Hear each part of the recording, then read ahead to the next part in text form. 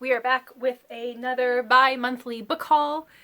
Today I'm talking about the books I acquired in July and August. Let's see, I acquired 16 books over those 2 months. That's not so bad.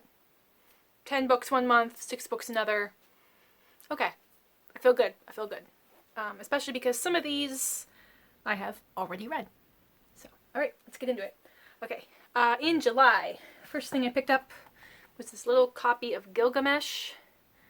I am not a huge classics reader, but I do like fairy tales, folk tales, mythology.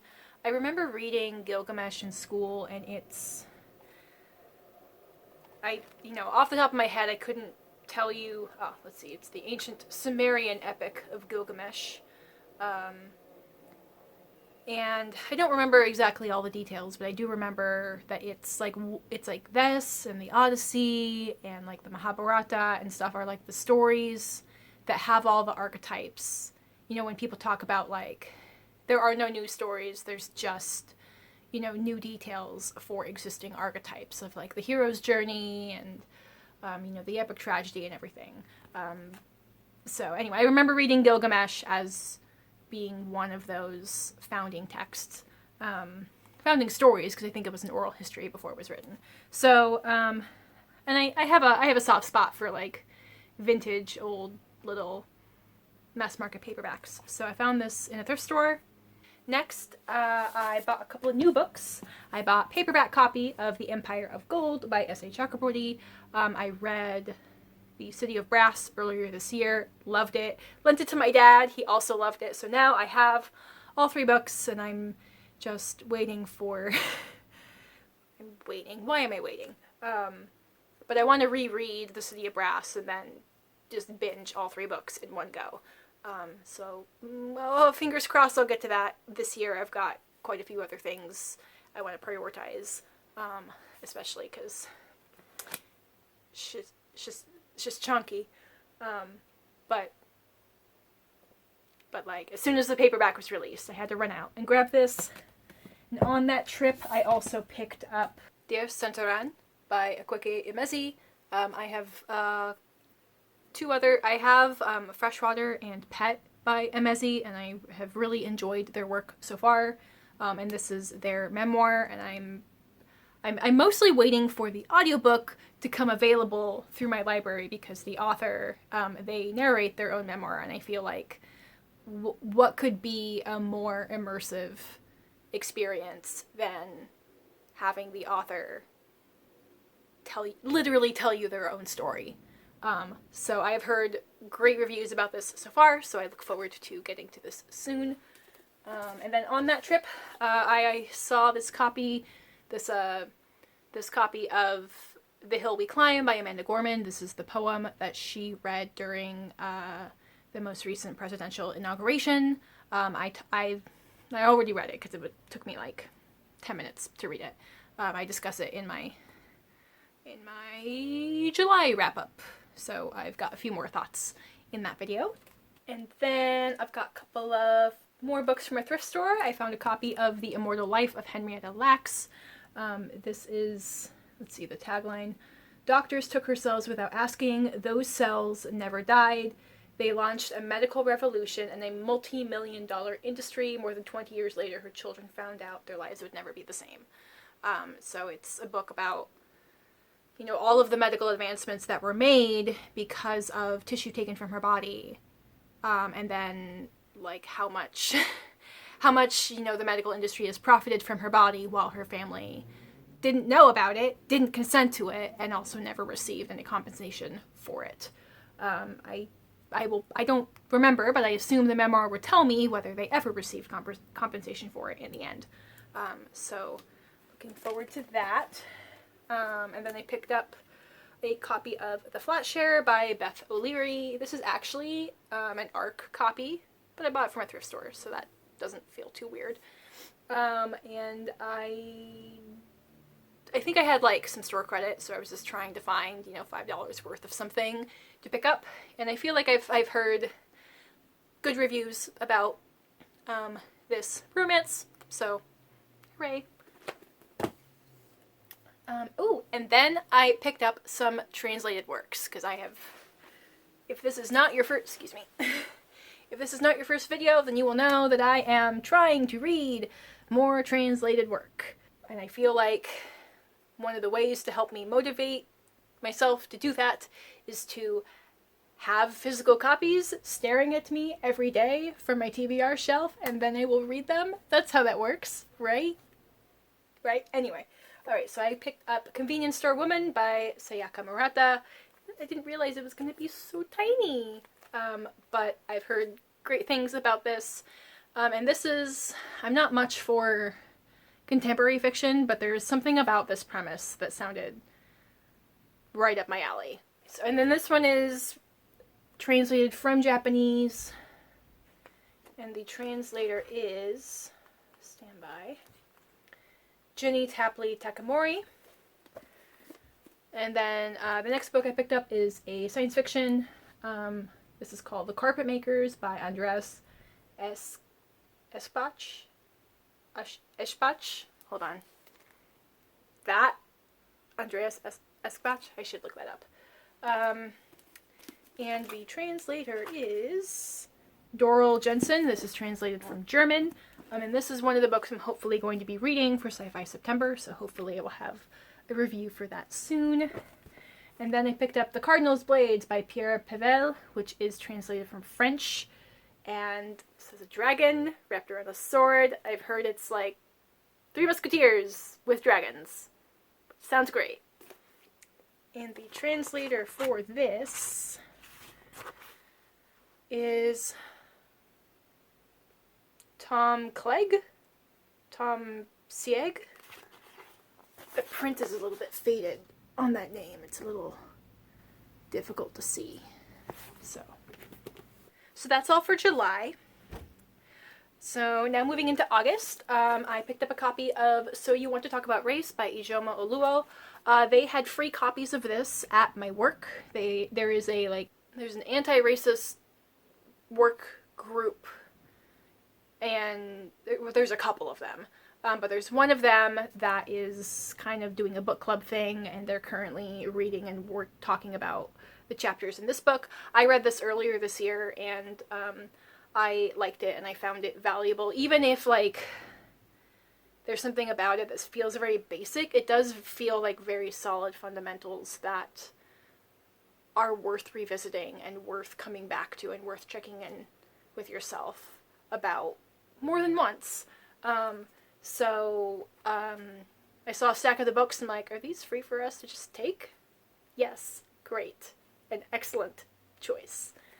And then, this is very exciting, I won a physical copy of a book from a Goodreads giveaway. I've entered hundreds of Goodreads giveaways at this point. It's not that hard to do because when you enter into a giveaway for a book on there, when they reopen it, because they'll reopen it when like the paperback comes out or when the cover gets redesigned or something, so you'll be entered for the same book multiple times.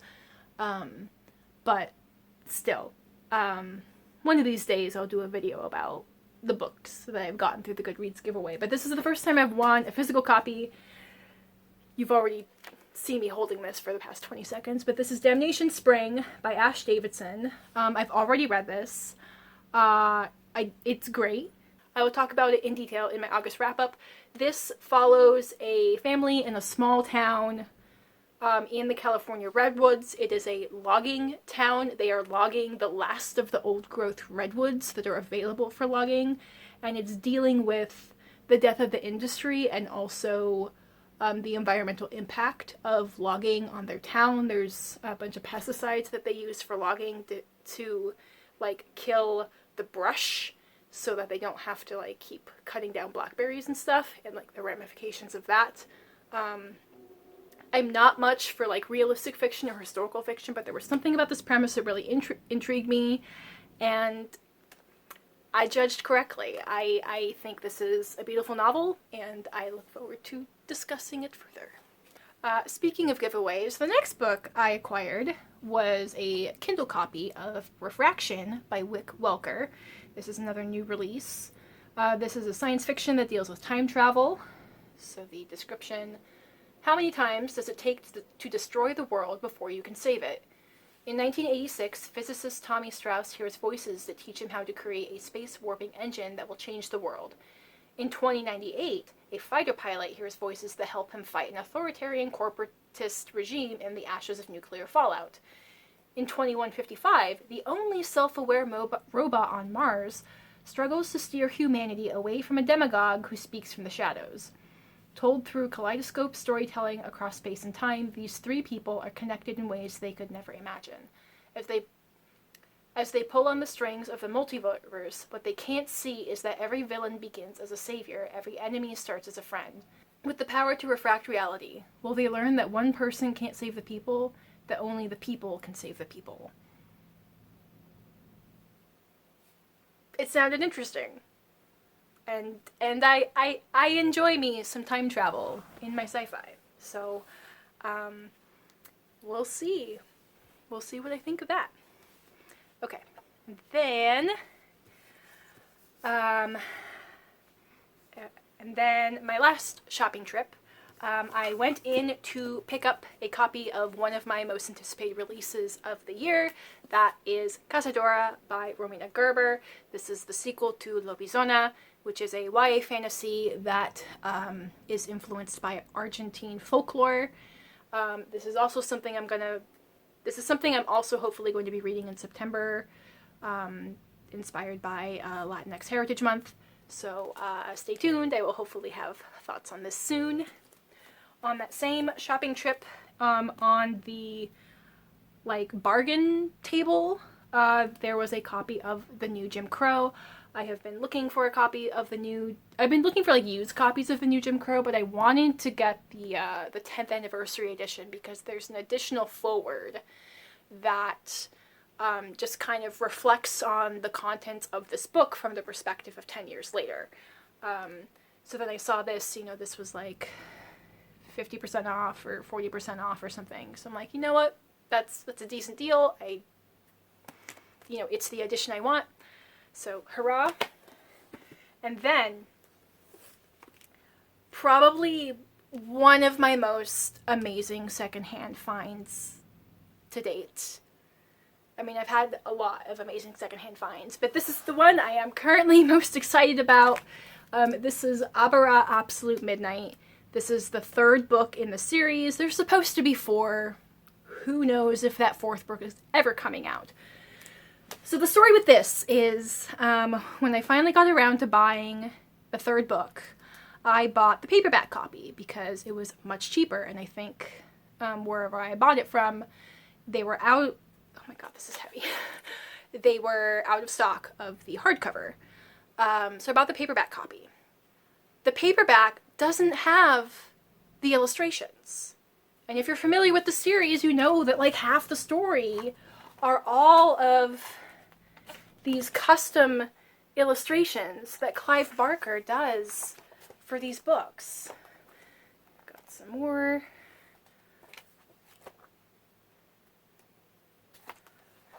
Oh.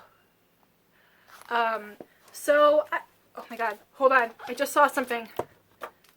Oh, okay.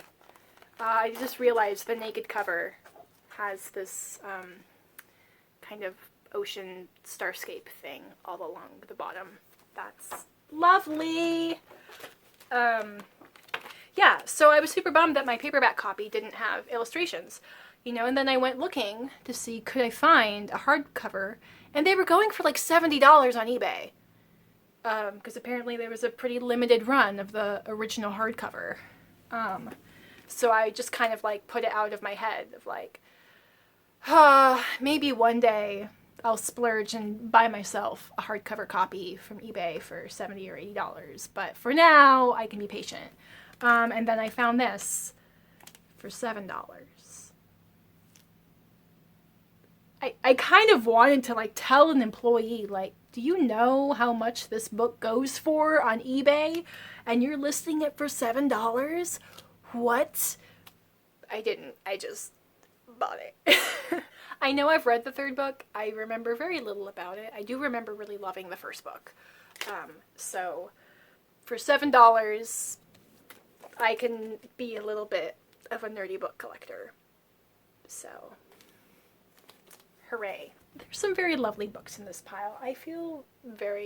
I'm a very pleased and excited book nerd right now. Okay. Anyway, that's the book haul. I hope you have a good rest of your day. I encourage you to go out into the world and be curious. I will have my social media and other places where you can find me linked in the description box below. And I will catch you folks in my next video. Bye!